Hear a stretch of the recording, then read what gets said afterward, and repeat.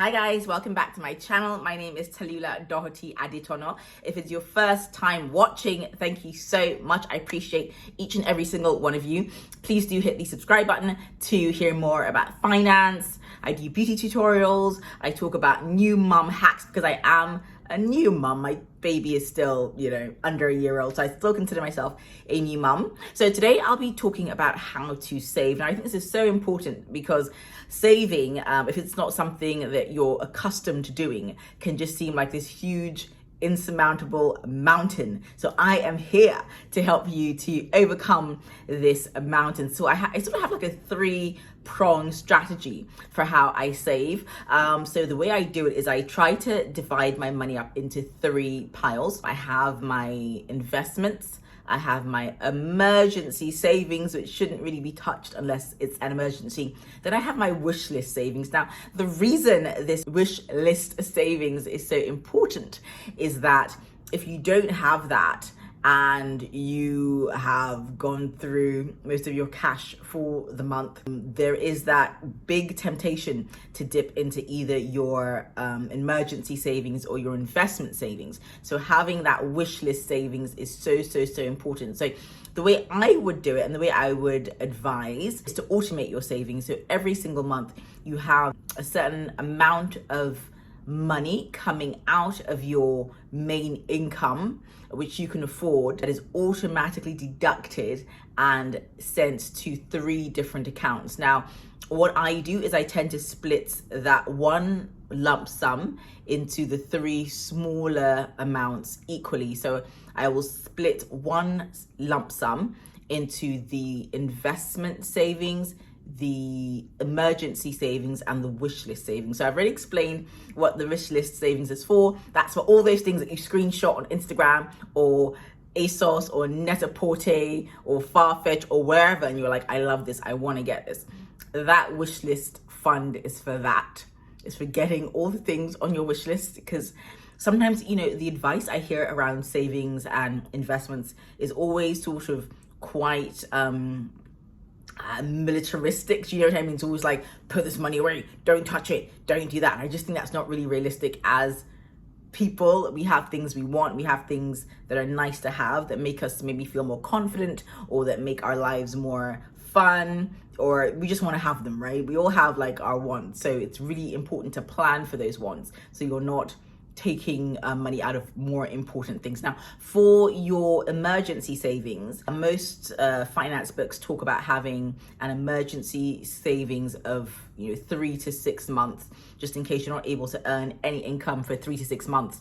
So that is what your emergency savings account is for. It should be accessible. I don't believe in it not being accessible, because there might be something, an emergency, and you might need to dip into that fund. So I think try and make sure it's accessible and just keep putting money in there every single month. Be consistent. The most important thing with growing your savings is being consistent and not really worrying about the amount that you're starting with. It can be small, it can be anything, it can be £10, £20, £50 a month, whatever it is. Just be consistent. And because I believe that saving is more about the habit really than the amount. I think the amount will compound over time as long as you do your bit and you are consistent with putting that money away, which is why it's so important to automate it, so you don't have to think about doing it every month. It's just, it happens just like magic. So thirdly is your investment account. Now, your investment account is very important, because I feel like it's something that you're putting away for your future. It's money that you're expecting to grow, right? So what I would advise for your investment account is to invest in an asset class that you are most comfortable with. So if it is stocks and shares, you can go ahead and do that. There's so many apps that do that. I know in the UK there's Free Trade, in the US there's Trading 212, in Nigeria there is Bamboo, there's Chaka, if I'm not sure if I'm saying it right, there's Rise. There's a bunch of apps that allow you to invest from your mobile phone, which is great. But it is also important to try to get that financial education and to make sure that you know what you're investing in. Are you investing in mutual funds? Are you investing in ETFs? Are you investing in single stocks? It's really, really important. That's a whole other video. So if you want me to do a video on different types of investments, and there's some very safe investments where you can get 10% year on year. That means every year you're earning 10% on the lump sum, the amount that you've invested. And if you just let that grow and grow, it can grow to a very big, nice, tidy sum over 10, 20, 30, 40 years, and even more than that. So if that's a video that you're interested in having me do, please do let me know.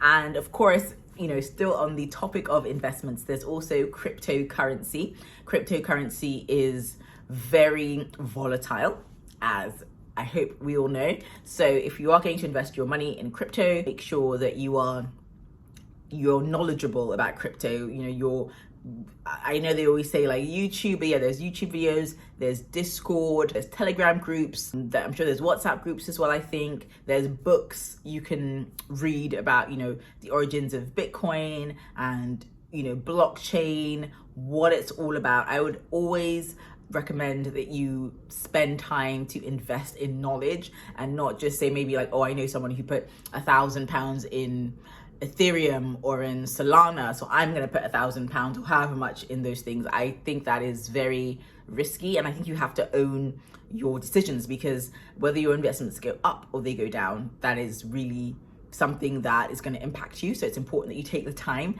to learn about what you're investing your money in. But just generally, I would say that if you want to be very safe in terms of your investments, I would invest in a mutual fund or an ETF, which is just a basket of stocks. I'm really going into this is a whole other video.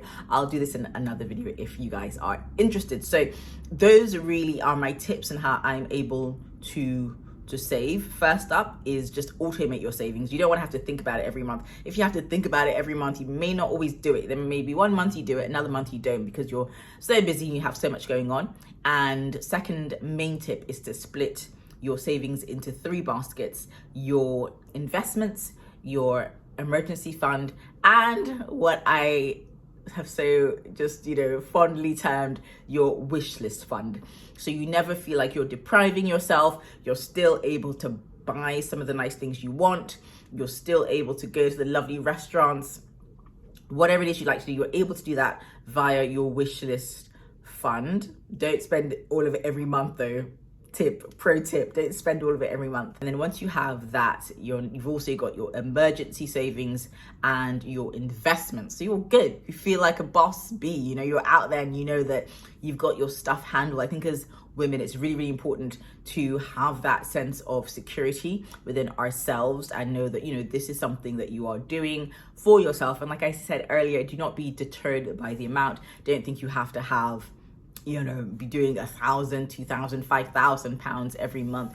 Do what you can, okay? Do what you can, take it slow, get into the habit, and I'm sure that it will definitely grow from there. I hope that you've enjoyed this video and these savings tips. I'd love to hear how you save in the comments, and if you find saving difficult or if it's something that you've been able to master. I know that I used to find it really difficult, but over time I've started finding it easier because I save first. So I think that's another tip: save first. Don't think like, okay, I'm just going to do everything I have to do, then I'm going to save whatever's left. No, save first, and after you've saved, then pay your bills. Then whatever you have left is whatever you have left. But again, I hope you found this video helpful, and I will see you in my next one.